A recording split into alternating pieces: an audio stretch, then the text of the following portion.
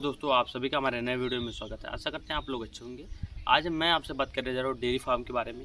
खास करके जो नव युवा किसान है या फिर जो नए डेयरी फार्मर है, जो नए किसान जो डेयरी फार्म करना चाहते हैं वो भी बड़े लेवल पे, उनके लिए यह वीडियो काफ़ी लाभदायक होगा।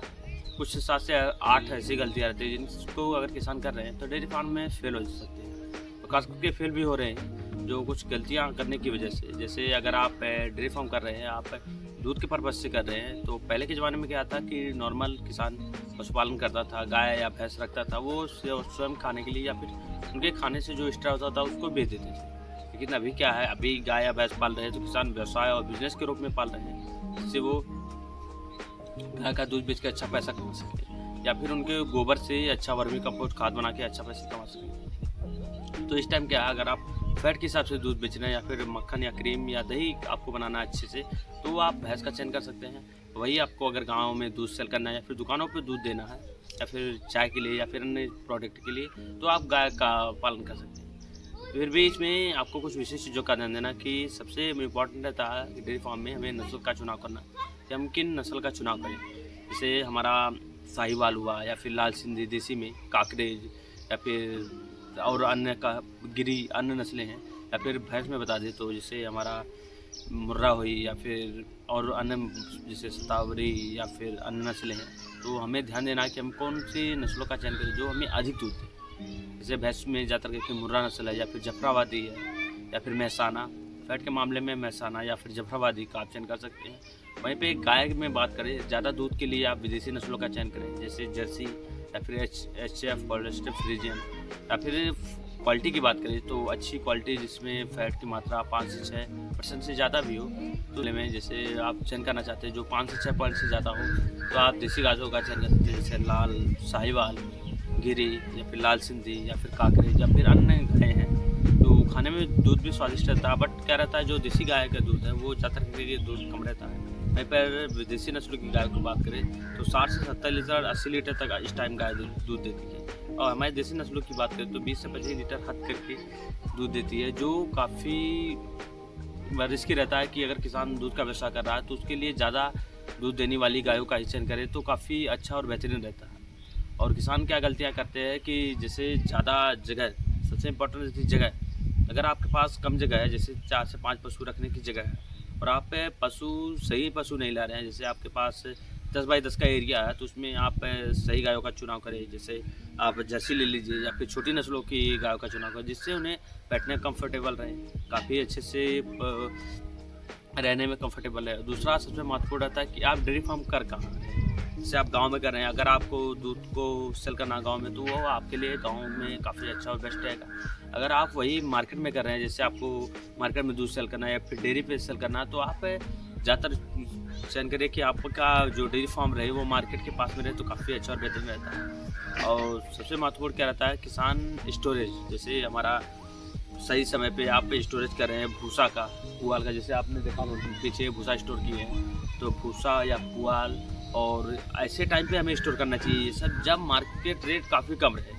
जैसे भूसा की बात करें तो इस टाइम जैसे हमारा मार्च और अप्रैल और मई के महीने में भूसे का रेट काफ़ी कम रहता है, तो काफ़ी सस्ता मिलता है, उस टाइम आप स्टोर कर लीजिए ज़्यादा से ज़्यादा मात्रा में।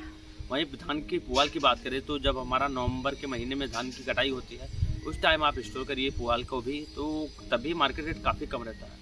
और वहीं पर दाना की बात करें, जैसे हमारा सरसों की खली हुई या फिर मटर की चोकर या फिर चने की या फिर गेहूं की दलिया हुई, इन सब को स्टोर करने के लिए हमें मार्केट देखना है। जैसे हमारा मार्च के महीने में चना कट रहा है, तो चने का उस टाइम मार्केट रेट कम रहता है, या फिर मटर का उस टाइम मार्केट रेट कम रहता है, सरसों का मार्केट रेट कम रहता है, गेहूं का अप्रैल में मार्केट रेट कम रहता है। इस टाइम हमें स्टोर करना काफ़ी महत्वपूर्ण रहता है। तो ये बात हो गई कि हमारा भूसा और चोकर का। और सबसे महत्वपूर्ण रहता है कि पशु, हमें किस टाइम पशु का चयन करना चाहिए जो हमें काफ़ी कम रेट में मिले और काफ़ी अच्छी और बेहतरीन नस्लों का चुनाव कर सकें। तो ज़्यादातर करके हमारे गाय के या भैंस के मार्केट रेट की बात करें तो फरवरी से लेकर मई तक काफ़ी ज़्यादा हाई रहते हैं। तो अगर आपको चुनाव करना है कि आपको कम सस्ते से सस्ते दामों में अच्छी से अच्छी गाय हो या भैंस हो, अच्छे से हम चुनाव कर सकें, तो आप बरसात के मौसम में या फिर ठंड के मौसम में कर सकते हैं। जैसे हमारा जून जुलाई में हुआ, तो ज़्यादातर किसान क्या रहते हैं कि उनको रहता है कि बारिश के मौसम में हमें काफ़ी ज़्यादा समस्याएं होंगी पशुपालन की,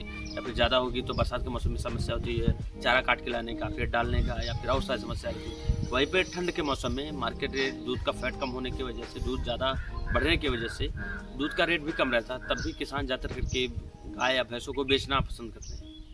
उस टाइम मार्केट रेट कम रहता है। अगर आपके पास 10 पशुओं का बजट है, आपने डेयरी फार्म अपना 10 पशुओं का बनाया है, तो आप पहले 3 से 4 पशुओं का आप चुनाव करें, जिससे आप सही से आप उनके बारे में जानकारी ले सकें। पहले नंबर पे अगर आप पशु पाल रहे हैं तो आपको यह ज़रूर ध्यान देना है कि आपके पास नॉलेज ज़रूर रहनी चाहिए। पहले किसान, मैंने पहले भी बताया कि पहले किसान थे सिर्फ अपने व्यवसाय के लिए रखते थे, अभी क्या है बिजनेस के लिए है। तो आपको पूरी प्रॉपर जानकारी रहनी चाहिए कि हमें कब फीड मिलाना है, कौन कौन सी चारा खिलाना, कौन कौन सी फीड खिलाना है, कितनी मात्रा में खिलाना है, कितना दूध हमें एक पशु से लेना है, और कितने सही समय पे उनको फीड मिला के सही समय पे सीमेंट डलाना है, कौन सी ब्रीड का सीमेंट डलाना है, ये सभी महत्वपूर्ण रहते हैं। अगर हमने सही ब्रीड का सीमेंट नहीं डलाया तो आगे चल के हमारी नस्ल ख़राब होगी।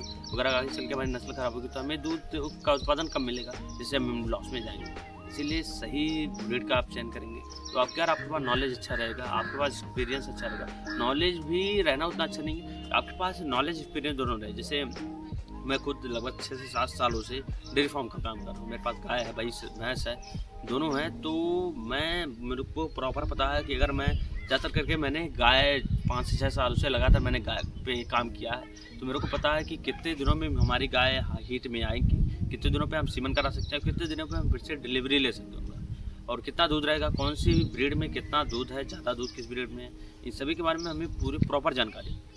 आपने हमारी पिछले वीडियो में भी देखा था कि हमने कि हमारी गाय जो थी लगभग बच्चा देने के 90 दिन के बाद ही हीट में आ गई थी। उसके बाद हमने सीमन भी कराया, वो फिर से प्रेग्नेंट भी है। आपने हमारे पिछले वीडियो में भी देखा था कि मिल्क में वो थी अभी, और अभी इस टाइम ड्राई पीरियड में है, और वो जल के 3 से 4 महीने बाद फिर से दूध देगी। तो अगर आप डेयरी फार्म कर रहे हैं तो आपको कुछ यही चुनिंदा चीज़ों का ध्यान देना है कि आपके पास पैसे बचा के हमेशा रखनी है कि अगर हमें ड्राई पीरियड में हमारी गाय मिल्क में नहीं है तो हम उसको 3 से 4 महीने, जो हमारा ड्राई पीरियड 3 महीने का सूखा है, उसमें हम उसका चोकरी की व्यवस्था कहाँ से करें, पशुआहार की व्यवस्था कहाँ से करें, मिनरल मिक्सचर की व्यवस्था कहाँ करें, कैल्शियम की व्यवस्था कहाँ से करें। इसके लिए आपको पैसे बचा के हमेशा रखें।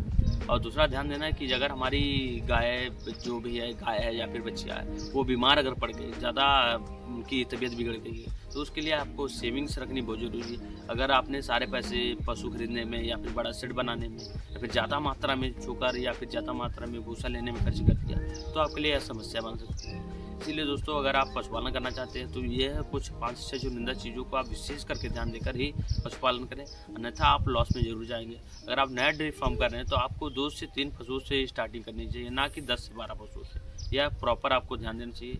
बाकी दोस्तों, जानकारी अच्छी लगी तो वीडियो को लाइक करें, कमेंट करें, और ऐसे किसान संबंधित वीडियो देखने के लिए हमारे फेसबुक पेज को फॉलो करें, हमारे यूट्यूब चैनल से जुड़े रहें। बाकी मिलते हैं आपसे अगले वीडियो में। आज के लिए धन्यवाद दोस्तों।